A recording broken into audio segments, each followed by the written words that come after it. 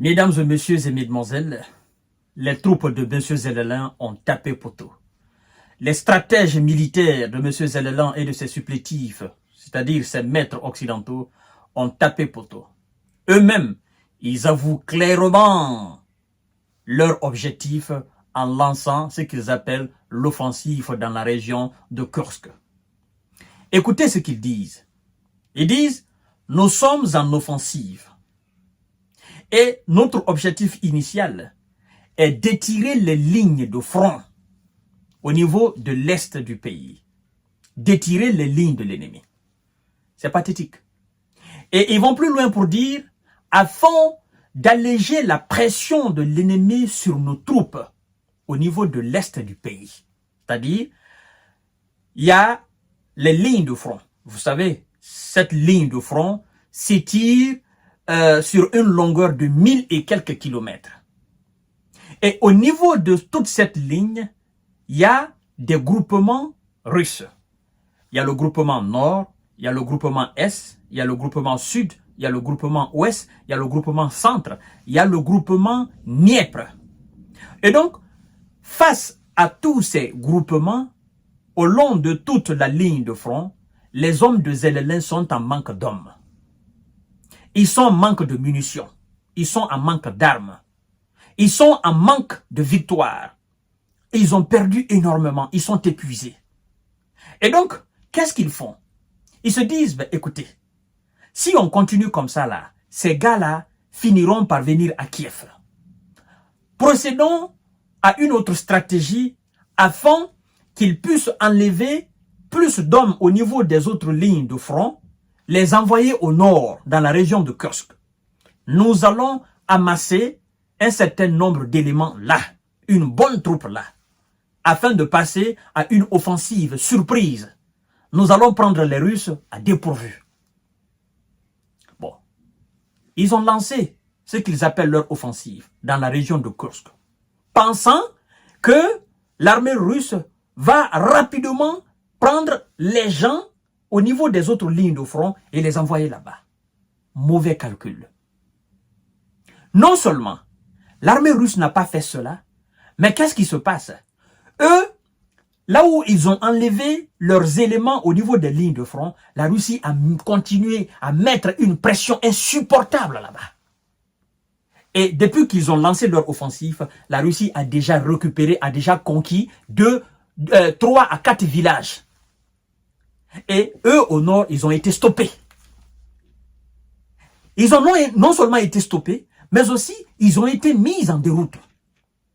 Mis en déroute, ayant peur de la représailles de la Russie, parce que la Russie a promis une représaille féroce, ayant peur de la représaille de la Russie, ils demandent à ce que toute la région de Soumy soit évacuée. 20 000 hommes.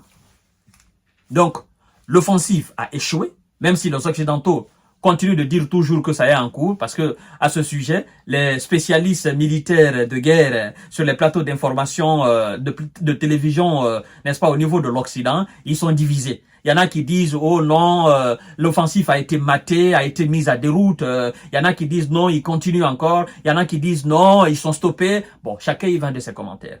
Mais la Russie, elle dit qu'elle a stoppé l'avancée des troupes de M. Zelelin. Elle les a mis en déroute. Elle a naturellement détruit des chars, des blindés, des avions de combat. Et au niveau de l'Est, la Russie fait quoi? Fait montre de démonstration de puissance, mesdames et messieurs. 3 ou 4 villages qui ont été conquis par l'armée russe. Donc, aujourd'hui, c'est le désespoir total, c'est de la débandade totale. L'armée russe a libéré 3 villages en République populaire de Donetsk selon la défense russe, qui n'est pas démenti par les hommes de M. Zelelin, s'il y en a encore. Vous comprenez? Alors, mesdames et messieurs, ces localités de la République populaire de Donetsk sont Timo-Veivka, Novo-Zilovka, Pervaya et Vesoloï. Vous comprenez? Alors, 4 avions de chasse MiG-29-4, un Sukhoi 27 et 2 chars Léopard de M. Zelensky et ses troupes et ses alliés occidentaux, n'est-ce pas, occidentaux ou moins, ont été détruits. Les forces armées russes ont porté 19 frappes groupées avec des armes de haute précision et des drones d'attaque pour détruire des entreprises de défense de M. Zelensky. Vous comprenez? Et des sites énergétiques qui y avaient trait. Des infrastructures d'aérodromes, des systèmes de défense anti-aériens et des ateliers d'assemblage de drones. Vous voyez? Donc, aujourd'hui, les experts s'accordent pour dire qu'au niveau de la ligne de front, au lieu qu'il y ait moins de pression, la pression continue d'augmenter, mesdames et messieurs. La pression est énorme. Eux, ils ont fui, la Russie met la pression. Il faut quand même être vraiment quelqu'un qui manque, qui est en dépourvu, c'est-à-dire quelqu'un qui manque d'intelligence pour croire que la Russie va tomber dans une telle stratégie militaire très infantile, n'est-ce pas, des soi-disant stratèges de M. Zelensky et de ses supplétifs occidentaux. Sincèrement. Au lieu, mais je comprends, parce qu'ils se disent quoi? Ben écoutez, nous allons essayer de prendre les Russes au dépourvu. Vous comprenez? Nous allons essayer de les prendre au dépourvu. Nous entrons sur leur territoire et nous essayons de rester là-bas. C'est-à-dire, nous continuons de mettre la pression. Et éventuellement, nous allons faire de cette partie de la Russie une zone tampon. Naturellement, parce que nous avons l'intention de convoquer M. Vladimir Poutine ou une délégation russe lors d'une conférence sur la paix en Ukraine. Donc, si nous avons une partie de la Russie sous notre contrôle, naturellement, on peut s'en servir comme, n'est-ce pas, échange politique. C'est aussi l'objectif de M. Zelensky. Vous comprenez? Nous restons là. Quoi qu'on fasse, nous restons là. Il faut qu'on ait cette région de la Russie, ou il faut qu'on ait ce village ou cette localité de la Russie, jusqu'à ce qu'on appelle à une conférence de paix. Nous avons un élément d'échange.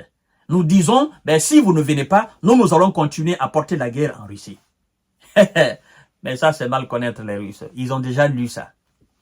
Si l'objectif est d'étirer les lignes de front de la part des Russes, si l'objectif est de s'emparer d'une partie de la Russie et faire du chantage à la Russie, si vous ne venez pas autour de la table, nous allons continuer à brûler chez vous, nous allons continuer nous allons continuer à avancer chez vous. Mais moi je dis que ça c'est un mauvais calcul, parce que la Russie ne permettra jamais de chantage. Ne permettra jamais. D'abord, vous êtes stoppé, vous êtes mis en débandade, vous êtes dispersés, il y en a qui ont fui. Alors comment vous pouvez vous emparer d'une localité de la Russie? Comment vous pouvez le faire et le garder comme si de rien n'était? Même les Ouïzas ne peuvent pas s'emparer d'une partie de la Russie, c'est-à-dire le garder comme pour faire du chantage à la Russie. Même les Ouïzas ne peuvent pas, parce que ça sera inadmissible. Mesdames et messieurs. Alors, il y a quelqu'un qui a soulevé une question très importante en disant, mais, monsieur J. Visionnaire, la doctrine militaire russe voudrait que si la sécurité de la Russie est menacée, qu'on utilise l'arme nucléaire. Je dis, wow, on n'est pas encore arrivé à ce stade. Pour le moment, la Russie dit quoi? La Russie dit quoi? Elle a mis cette attaque, cette offensive des troupes de Zelensky dans le cadre des terreaux. C'est pourquoi Vladimir Poutine a rapidement convoqué une réunion avec les services de sécurité et de défense. Donc, la population est informée que cette action de M. Zelensky et ses troupes ont été mis dans le cadre des terreaux. Donc, la Russie aujourd'hui est dans une forme de combat contre les terreaux sur le territoire russe. C'est pas encore la grande dimension de menace sur la souveraineté et l'intégrité de la Russie. Parce que les gars qui sont venus avec des grenades, sont venus avec des kalachnikovs, avec des lance-roquettes multiples, sont venus avec des chars, sont venus avec des blindés, sont pas venus avec d'armes nucléaires. Donc la Russie estime que jusqu'à présent, elle peut naturellement neutraliser avec les armes conventionnelles qu'elle a aujourd'hui. On n'est pas encore arrivé à l'étape d'armes nucléaires pour l'utiliser contre l'Ukraine. Vous savez que ça, c'est ça c'est l'arme de au revoir. Hein? Ne souhaitons pas que Vladimir Poutine fasse usage de cela en Ukraine. Sincèrement, ça c'est encore trop tôt. C'est encore trop tôt. D'accord? Ça, ce sont des armes de dernière heure. C'est-à-dire qu'on a fait tout, il n'y a plus possibilité. Et voilà, sémons le chaos total sur cette planète Terre. Bon, c'est pourquoi on a dit armes de dernière minute. Au revoir. Donc, pour le moment, on n'est pas à ce stade. Gardez, voilà, baissons un peu, voilà, les choses. Hein. N'incitons pas à ce que les Russes fassent usage à ces armes-là. Hein.